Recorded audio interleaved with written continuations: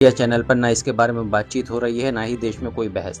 Short में समझाता हूँ। इनका नाम अहमद बुहारी है, पढ़े लिखे मुस्लिम अरबपति हैं। इनकी बड़ी कोल कंपनी है, तमिलनाडु में 1200 मेगावाट का थर्मल प्लांट है। अब 4 मार्च 2022 को ईडी ने गिरफ्तार कर लेती है, जिसके बाद वो तुरंत कोर्ट का दरवाजा खटखटाते हैं और बताते हैं कि वो पूरी तरीके से निर्दोष है। उन्हें जबरदस्ती फंसाया जा रहा है और असल खेल कुछ और ही है। लेकिन हमेशा की तरह तमाम कोर्ट कचहरी के बीच एजेंसियां उन्हें 31 महीनों तक जेल में रखती हैं।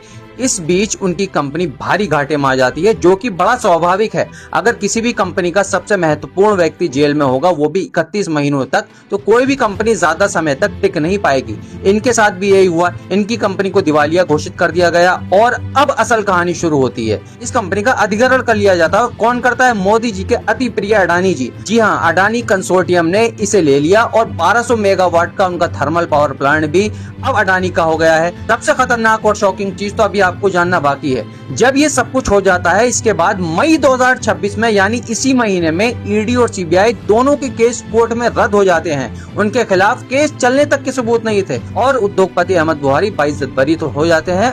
पर अब उनकी company thermal power plant Adani की हो चुकी है। इसके खिलाफ उन्होंने सुप्रीम कोर्ट में फिर से लड़ाई शुरू की और सुप्रीम कोर्ट आजकल अडानी का अड्डा बना हुआ है। इसके पहले भी मुंबई एयरपोर्ट, जीवीके और एनडीटीवी के साथ भी यही हुआ था। दोनों पर पहले एजेंसियों ने कार्रवाई की और फिर अडानी आते हैं और उसका अधिग्रहण हो जाता है। ऐसे अब बहुत से उदाहरण हो चुके हैं। तो ये स्थिति है भारत में उद्योगपतियों की। फिर आप बोलते हो रुपये की ये हालत कैसे हो गई? पिछले 22 महीनों से 1 रुपए का विदेशी निवेश क्यों नहीं आ रहा है? क्योंकि उद्योगपति तो मूर्ख नहीं है, वो सब देख समझ रहे हैं बहुत समय से कि ये क्या हो रहा है भारत में और कैसे 2-3 उद्योगपतियों को ही पूरा मार्केट और उद्योग दे दिया जा रहा है। पूरा सरकारी सिस्टम केवल उनके लिए काम कर रहा है।